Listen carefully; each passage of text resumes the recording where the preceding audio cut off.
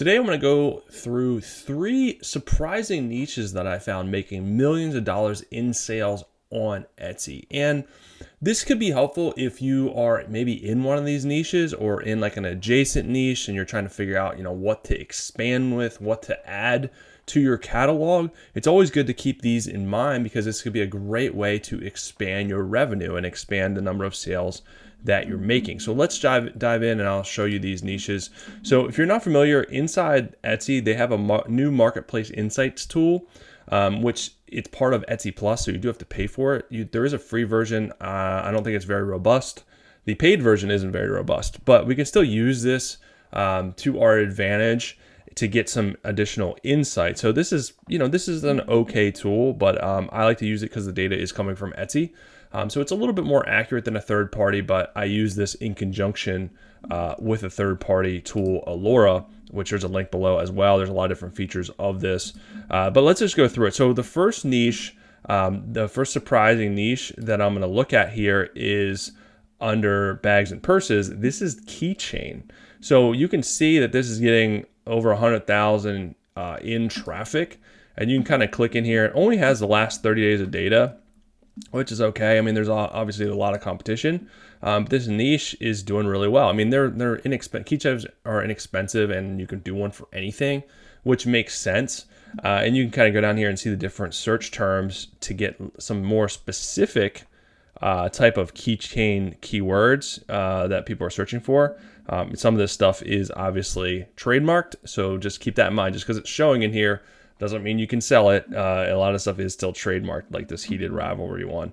But personalized, Sunny Angel, I'm not sure who that is. It sounds like it's probably trademarked. So just make sure you look up this stuff if you want to offer it. But if we go into Alora, so this gives us a good amount of data, but Alora has estimated sales data. So we can kind of go in here and type in keychain, and it has, estimated conversion. It's obviously an upward trend because of the holidays. But we can kind of go and see the actual revenue. So keychain, obviously very broad, that encompasses every keychain out there, but the revenue is $66 million. So on keychains, so there's a lot of freaking keychains. But you can kind of see some, metal keychain, leather keychain, unique keychain for women. So you can kind of see some additional keywords, and each of these has estimated revenue. So this is something, I mean, if you have, if you sell dog stuff, maybe you want to offer dog keychains. I mean, this dog keychain, almost $5 million. Cat keychain, $4 million. That's something that we can keep in mind and work into our niche. I always encourage people not to go down and chase trends to have a trend only shop because it's really hard. But there's no reason why you can't have trend items and popular items with work inside your niche as far as what you're already doing. That's always a good way to boost revenue and get more bang for your buck. So that is the first one. The second one, if we back out here, is if we go into bath and beauty here, press on nails. Almost over 300,000 searches for press on nails. That's wild. You can see all the additional keywords here. So again, if you're in this niche or in a beauty, cosmetics, something like that, maybe this is something that you want to offer.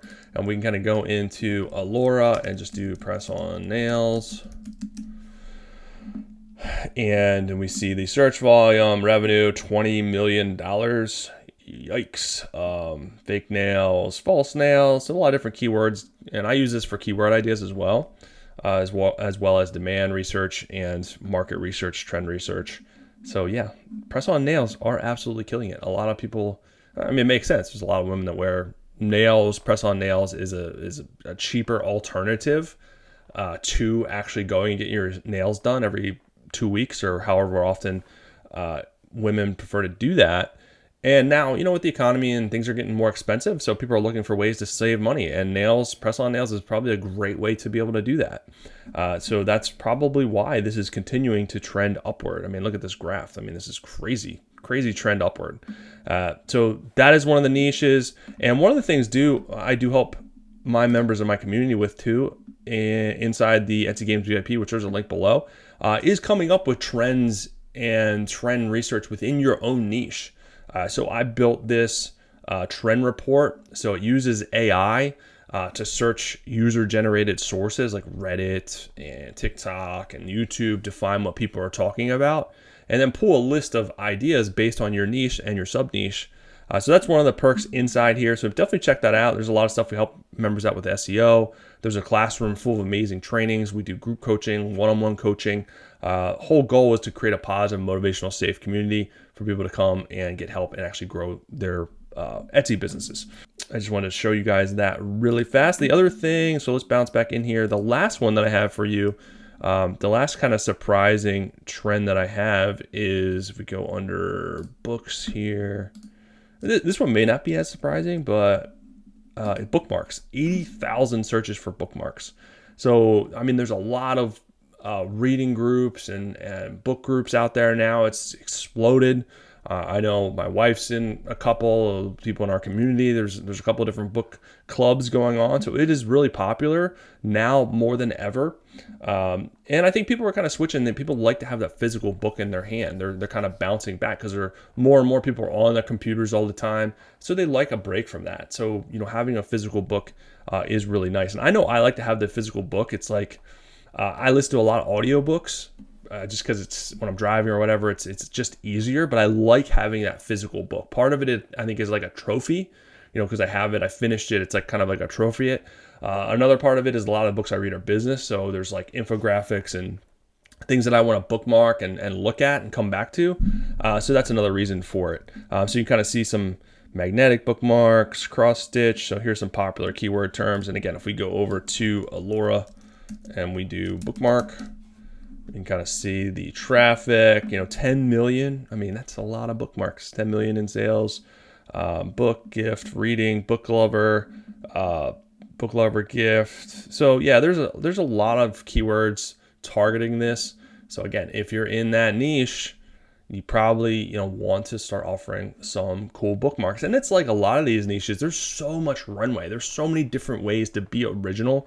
Obviously, we're not going to reinvent a new game-changing bookmark. They all do the same thing. But there's a lot of cool things that you can do with bookmarks as far as like subject matter, the design. You can really go anywhere, any direction. So that's, I think, the really cool thing about it. So those are the 3 surprising, sneaky niches I wanted to talk about today. If those are something that you can work into your niche, I would suggest doing that. But it's just, I want to get you thinking in terms of, okay, here are some ideas. Here's a way to think about this so that you can kind of make your niche a little bit more robust and target in on your target audience, because I think that's really important, is to have a target audience so you can serve them better and better and better. And that's the problem with trend-only shops. It's really hard to serve your audience because they're all over the place. You don't have a target audience. So you can't get better at serving them because you don't have just one. So it's like becoming an expert at one specific thing. Usually you don't have a doctor that specializes in everything. You have an ear, nose, and throat doctor. You have a cardiologist. They specialize in a specific area, and they got really freaking good at it. So the same thing with business is, don't try to do all the things. Specialize in a one subject matter or target audience or niche and get really freaking good at it. Get better than your competition. Serve that market better than everybody else. So hopefully that helps you out. I'll be back soon with some more good stuff for you guys. Have an amazing rest of your day.